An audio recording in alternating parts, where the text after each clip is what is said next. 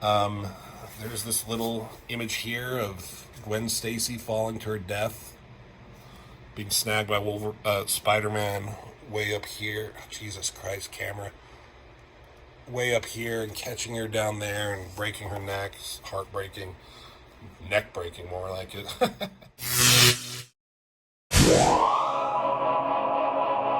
Hey everyone, welcome back to Nortonman Reviews, and here we go again with House of M, number 5 of 8. As I've said before, this is one of my favorite storylines. I really enjoy it. The pacing of it, the storytelling, the dialogue, the art, especially by Olivier Coipel. Olivier Coipel. It's just so good.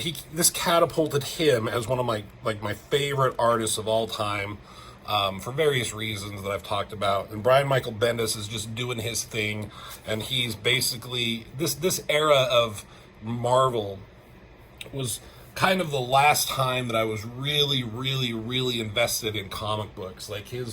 Since Avengers Disassembled and New Avengers till he eventually left Avengers, they went through so many things: House of M, Civil War, Secret Invasion, the Siege, like all the stuff with Norman Osborn being with the Dark Avengers and all that kind of shit. And the X-Men were doing great at the time. There's some other stuff going on too.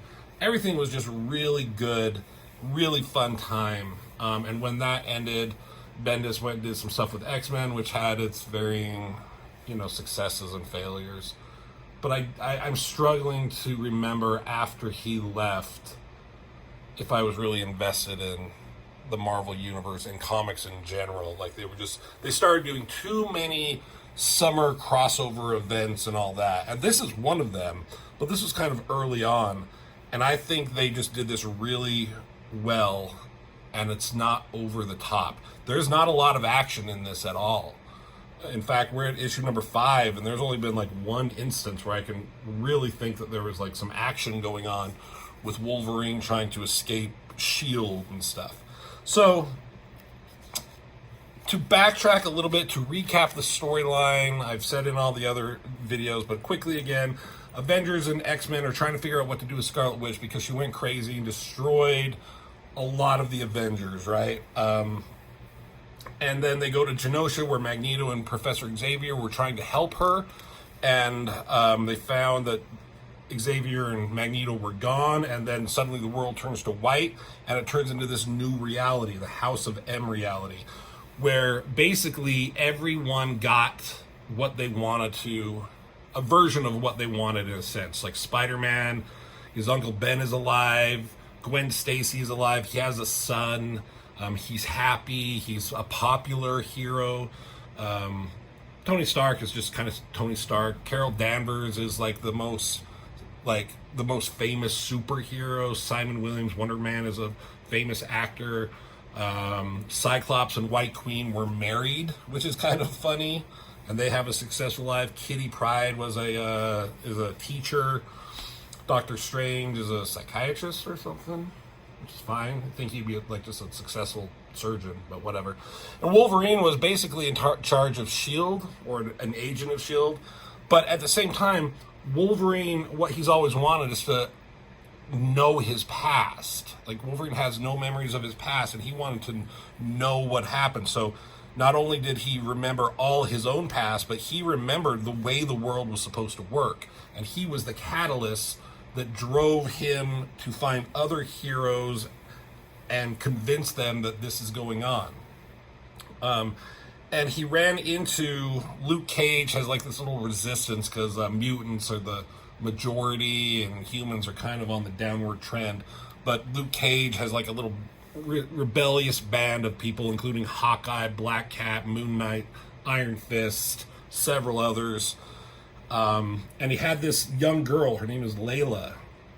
She somehow woke up on that same day that Wolverine did, and she knew that the world wasn't right. So she somehow she was looking for Daredevil, I think, and found Luke Cage because she lived in Hell's Kitchen. And basically gave Luke Cage back his memory so he knew what was going on. So together they went and found White Queen Emma Frost, and with her psychic powers, now they have a mission and a way to kind of help everybody. So it starts off here with White Queen and Layla talking, and White Queen's trying to figure out who she is, because she did not exist in the regular Marvel Universe. And, like, we're inside your brain, more or less, and she's like, she tells her that she's a psychic, has psychic powers, but she's like, you're not a psychic like I am, so what does that mean? I'm like, I don't know, it means you're a conundrum. Is that good? Like, well, I guess you never know, like, we'll figure it out. So White Queen says, you're the only one who can help make us put this world back how it was. We're going to find other people, and you're going to do to them what you did to Luke Cage and what you did to me and all that. And she's like, don't worry, I will be with you every step of the way. And she says, why me? Why is she special? It's like, I don't know, why is the sky blue? And it's like, okay, let's join the others. And as she's kind of coming back to her senses, I like how it's kind of blurry there. Wolverine says, he's coming. Wolverine's know, he can smell him coming. And Emma with her powers like, I know, and you're Cyclops because he's married to Emma Frost. And she's like, hi, honey. Hey, bub. Oh, hey, bub. Says down here. And she's like, well, what the hell's going on here? And White Queen tells Layla, okay, just like we talked about, how we do it, just do it to him, concentrate, take it easy. So Layla does her powers, her eyes glow and emits this power, and it fucks with Scott's head, makes him want to vomit. It's not a pleasant experience.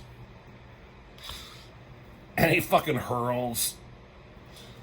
And White Queen's like, so, we're married? Like, what's up with that? Like, why in this reality of, like, Cyclops wanting to be happy or something, he's married to White Queen and not, like, Jean Grey or something? Wolverine kind of made note of that a little bit last time. And so Cyclops, he's like, okay, what the fuck is going on? Where's Professor Xavier? And Wolverine's like, we don't know. We can't find him. He's not at the school. So... everyone else is scattered. We can only find a few of us. So Cyclops is like, who can we find? So I'm going to talk about the art and why I like it so much. I've said it a million times. He puts in the work. He puts in the detail. He's drawing a lot of characters. He has a style that the only way I could describe it is it's cartoony and comic book-ish, but he draws them in realistic manners, and it's not over-the-top posing or anything like that. It's realistically done. And for a story like this is the perfect artist, I feel. So we go to Peter Parker here, and not the Peter Parker I know with his short haircut. And he's hanging out with his family, and this is kind of heartbreaking when I kind of reread this, because now I have a child. So Peter has a child with Gwen Stacy. Mary Jane is a famous actress or something. There's Aunt May, and Uncle Ben is alive. So Peter's life is great. This guy, everyone knows he's Spider-Man. This guy's going by. It's like, hey, Spider-Man, you're the man. And then they come upon the group. I think that's Iron Fist. That's Moon Knight, Hawkeye, Black Cat, Luke Cage, White Queen, Wolverine, Cyclops, Cloak, Jesus. Who's this? I don't know. Moon Knight, Iron Fist, blah, blah, blah, blah. Anyway, it doesn't matter. And so then Layla does her powers on Spider-Man here. Get this great double-page spread of, like, a montage, greatest hits of Spider-Man in his life and his history in comics. Who's this? Is this Captain America? I mean, there's Flash Thompson down there. Or is that... I don't know who that is. Is that Eddie Brock? I don't know. But there's Gwen Stacy, there's when he, got bit, looking at himself like being muscular. There's Kingpin. Like, you almost miss this shot of Green Goblin down here. He draws it in such a menacing way here. These are all classic looks. There's the Lizard. He looks like an iguana. I love this, like, how he drew and interpreted him. J. Jonah Jameson. There's Flash Thompson. Venom and Carnage. I feel like Carnage looks kind of interesting here with his mouth agape, but there's Venom. Sexy ass Mary Jane. You just hit the jackpot moment. There's the gumpy looking Dr. Octopus. There's this little image here of Gwen Stacy falling to her death, being snagged by Spider-Man way up here. Jesus Christ, camera. Way up here and catching her down there and breaking her neck. It's heartbreaking. Neck breaking, more like it. Anyways, Spider-Man and his wedding to Mary Jane, and then Aunt May, of course. So just great little montage. And that wakes up Spider-Man, so now he has all his memories, and he fucking freaks out. He cannot handle it. He is having a fucking meltdown, right? Especially when he sees Gwen Stacy holding this child, and, goes back to her snapping her neck right there and dying. And then Wolverine says something, you're like, oh, hey, take a breath, dude. And then he sees Uncle Ben. And Spider-Man's like, oh no, are you kidding me? And he just fucks off. He's like, he gets out of here and he crawls up, runs up the side of the building. He just freaks out. He cannot handle it, right? Gwen Stacy's like, what happened? What did you say to my husband? And sexy ass White Queen in her button down shirt just mentally tells them, go play in the park, have a nice day, and they do. And they're like, oh man, that sucked for him.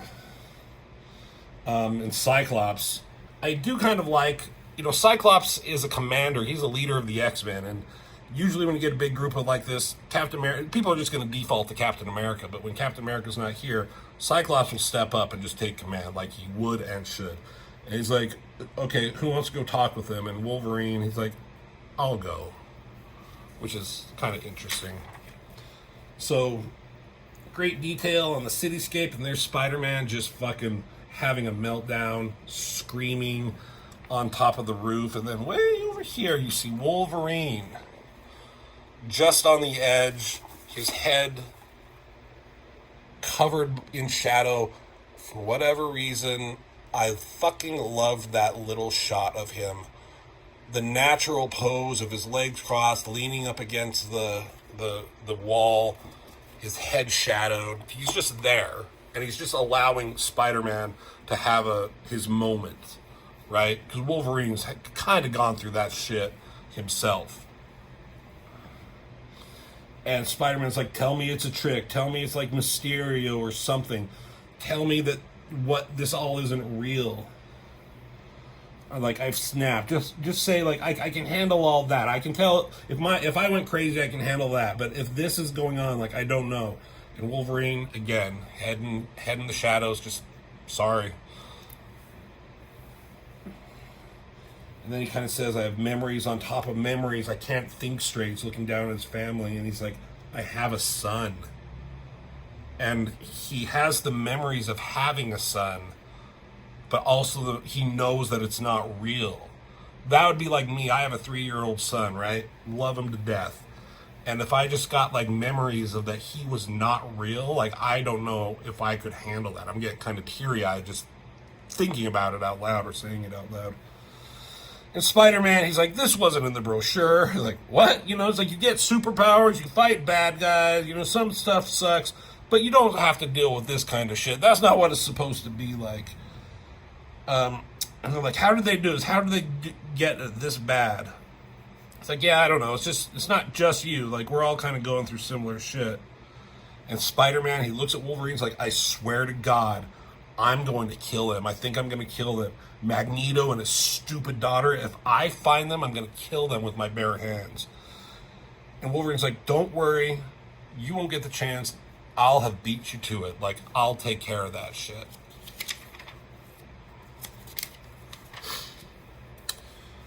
So now we have a little bit of a montage, even Rocky had a montage of them going through and just unlocking the memories of various characters. So we start with Kitty Pryde, and it always has this shot of Layla and her powers there, and we don't have to go through the greatest hits of every single person, but we get the idea. And like, her head's unlocked.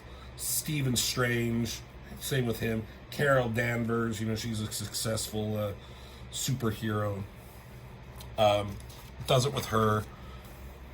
Tony Stark, he has paparazzi and reporters and whoever flashing lights and cameras in his face, but does it with him, unlocks him. Jen Walters and Matt Murdock, She-Hulk, Daredevil, do it to them, and then they come upon Captain America. Now, he's just this old man because he never went into the ice. He stayed in the 40s. He fought in World War II. They won that, and he stayed with, in his own time, in this reality. And then they're like, no, power down. We're not going to do this one. It's like, we had to see it for himself, but he's of no use to us like this. That's right. Let's go. Too bad, we could have used him, but it still has that shot of her. I thought was just like a cool moment of Layla there, even though she doesn't unlock his powers. So here we have all the heroes together. And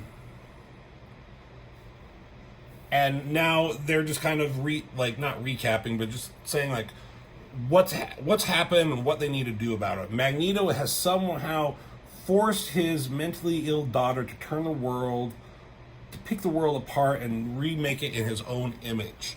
Mutants are in power, humans are a minority, and it's like, to do that, they would have had to use Professor Xavier, either through mind control somehow, suggestion, like hypnosis, whatever the way, because Xavier is the most powerful brain with Cerebro. They would need his power to affect the entire world.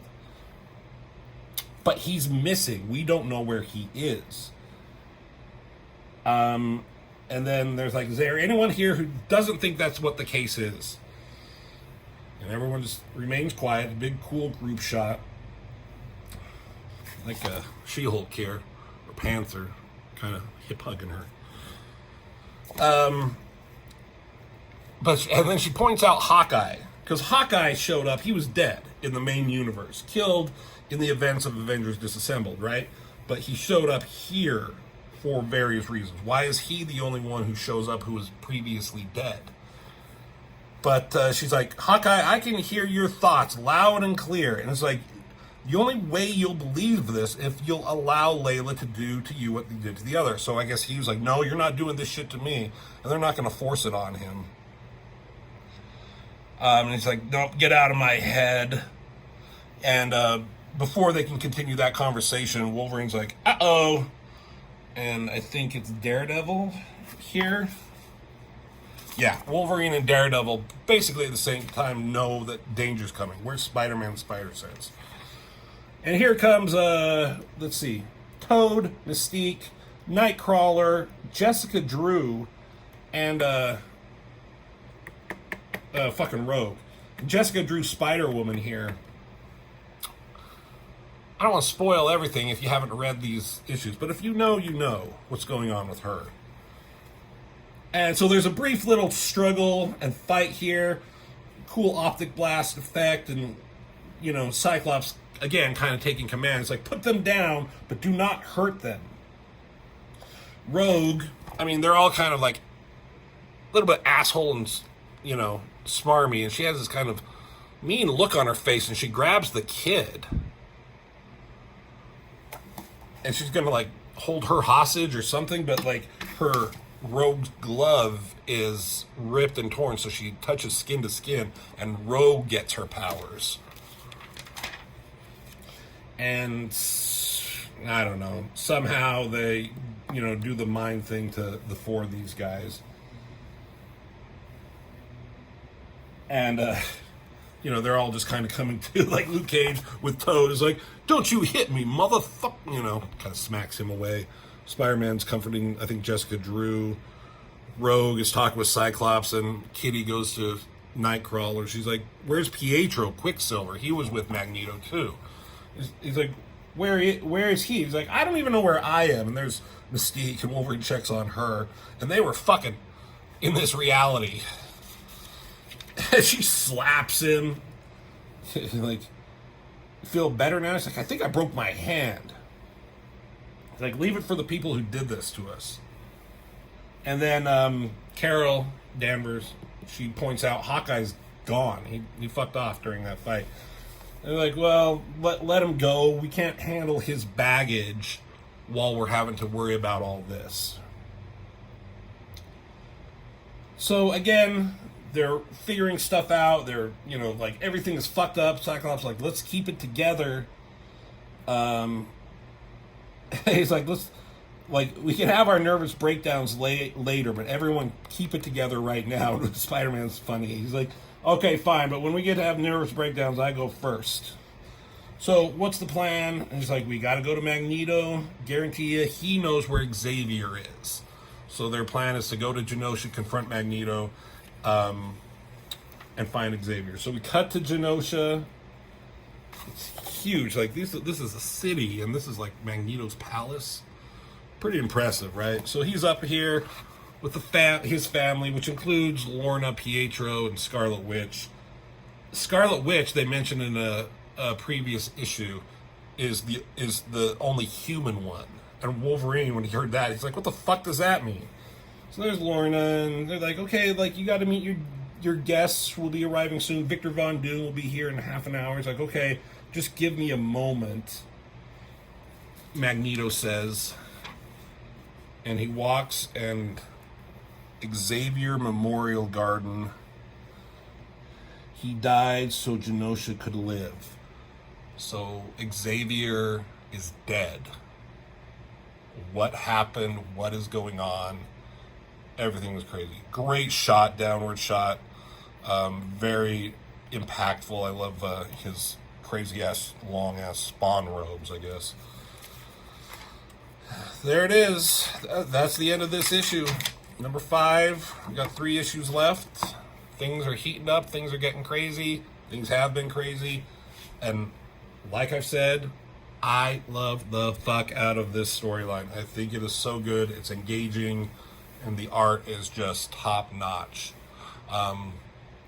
So that's it. House of M, number 5. Thank you everyone for watching. Hit the like and subscribe button. And as always, I will see you in the next video.